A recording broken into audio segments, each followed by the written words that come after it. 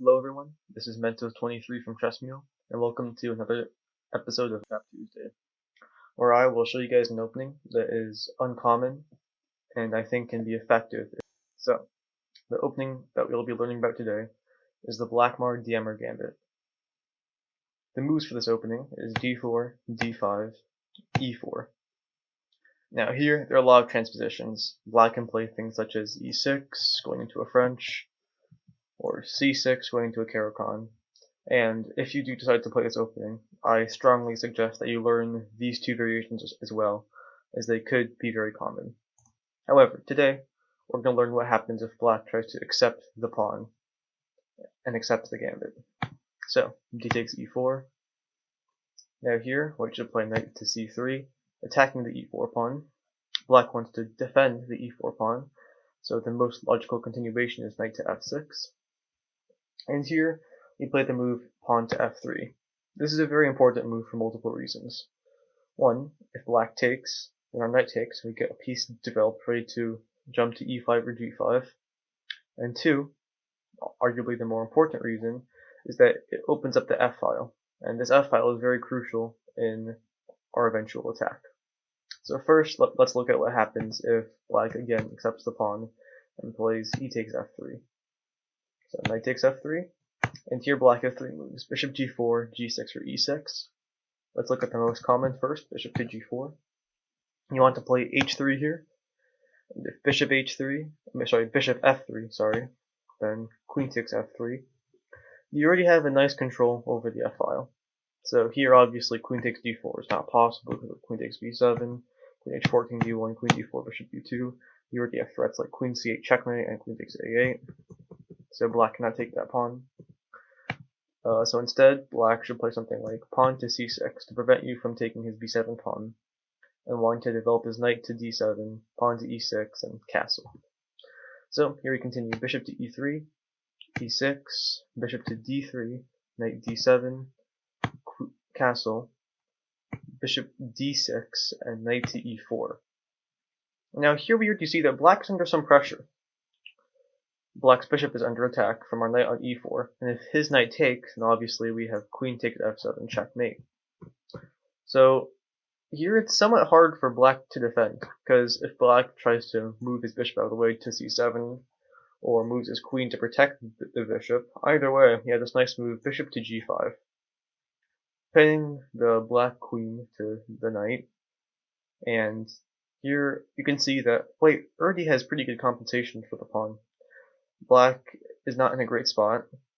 White has extremely simple ideas such as rook a to e1, maybe capturing on f6 or d6 to destroy black's pawn structure, and maybe c4, c5.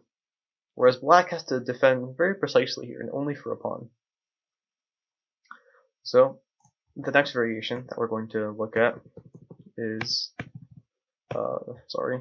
instead of bishop g4, if black chooses to play g6. With a very simple idea: play bishop g7, castle, and play solid. Sounds good, right? Now here, our idea as white is to play bishop c4, bishop g7, castle, castle, queen to e1. Now, the idea of queen to e1 looks like a strange move, but the purpose of it is to play something such as queen to h4. And now we want to play bishop h6 and ramp up the attack. As we can see, if black is not careful, he can find himself lost extremely fast. And here, the h7 pawn falls no matter what. So, let's look at the last thing black can do, or the last most popular thing black can do, which is pawn to e6. Now here, we want to play bishop to g5, bishop e7, queen d2, h6, and here I included a game in this file, so I'll briefly analyze it. Bishop f6, queenside castle, castle, knight e4, bishop e7, queen e3, and again, our idea is just to attack the king as fast as possible. We're on the opposite side of the castles, so we have to be the first one to mate the opponent, otherwise black will mate us. Knight to d7, and then here we play pawn to g4 with the very straightforward idea of playing g5. As you can see, it was important that we provoked h6 first. So now we have an easy way to destroy black's kingside with pawn to g5. c5, attacking our weak d4 pawn, but we don't care. We still play g5. cd4, rook takes d4. h takes g5, knight f takes g5. And here we can already see that we have some threats already, such as queen to h3, followed by obviously checkmate, and maybe we want to develop the bishop to d3 and bring the rook to g1. So here it's not very easy for black to find moves. So here, black played queen to a5, attacking our both the knight and our h2 pawn, and white decided to play a rook to g1, sacrificing the a2 pawn. Black did not take, because if black did take, there's just too much pressure. So black opted to play knight to f6. Now here, white played a very nice move, knight d6.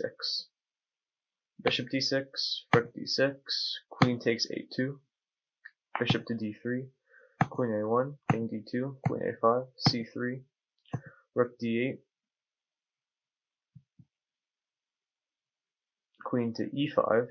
This again is a very nice move, queen sacrifice, because if queen takes e5, then we have rook takes d8 knight e8, rook takes e8 checkmate.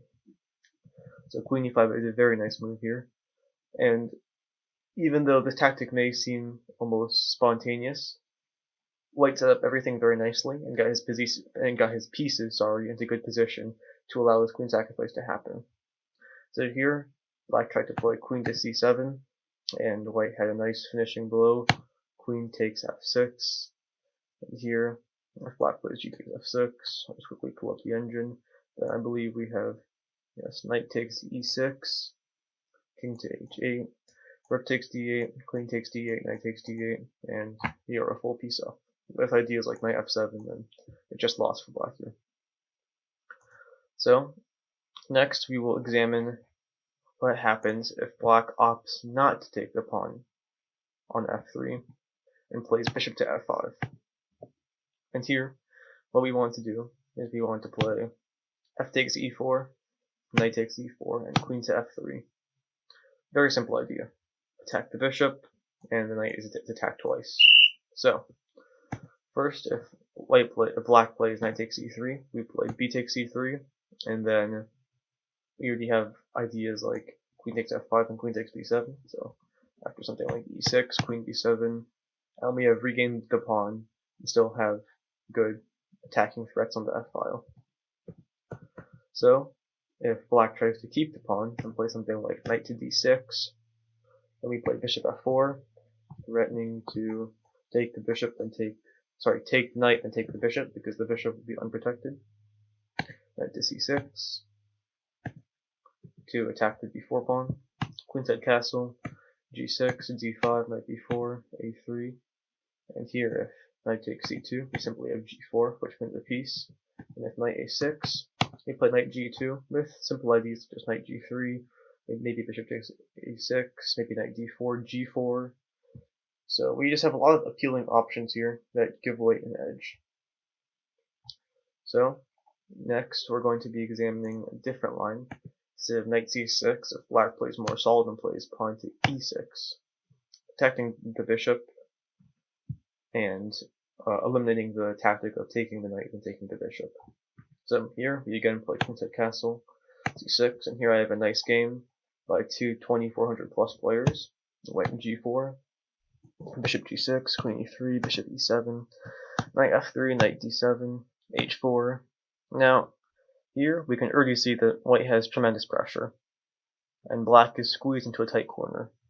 These two pawns are ready to advance and attack the black's king, and black has to find extremely precise moves to survive. Knight f6, attacking our g4 pawn, knight e5, centralizing the knight and defending g4. Knight d5, knight takes d5, c takes d5, knight g6, h g6, bishop d3, rook c8, h5. Now here, black has created some counterplay against our king side, such as the rook on c8, which directly looks at our king. But we have also created some threats on his king side and made it very hard for him to castle.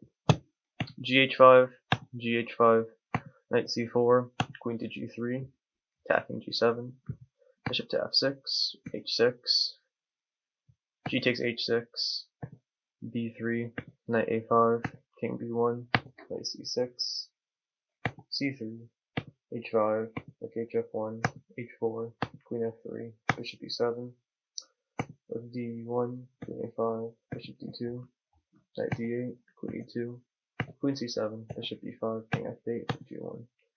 Now here we can already see that black cannot castle anymore. His king is on f8. We can at any point bring our rook to the open f-file and create some pressure. And even though black does have two pawns in compensation, the pawns are not connected, and the h4 pawn can create some weaknesses, but it can also be a weakness in itself if white is able to target it down. This position is just very uncomfortable for black to defend overall.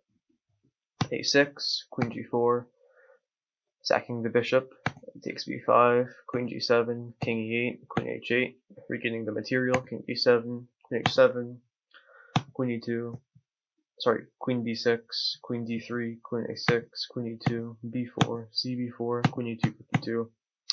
And here, white later won the endgame. I feel like we can stop analyzing here because white not only is a pawn up, but also has the rook for the knight, which is always a good trade. And even though black has a pawn in compensation for the rook versus the knight, the h4 pawn is very weak and can be isolated and protected.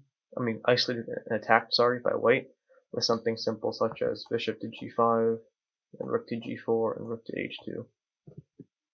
And then white later went on to win this endgame. The last line that we can cover here is, right here, is as if black chooses to play c5.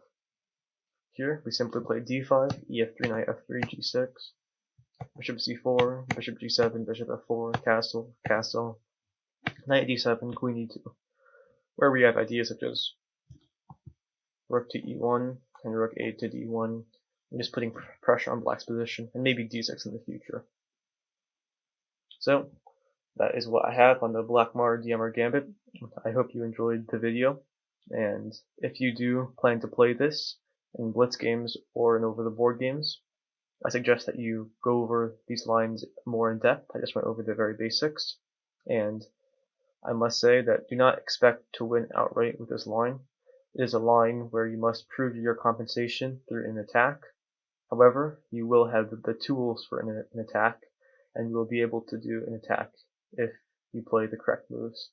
So, if you do play this opening, good luck, and I hope you succeed with it.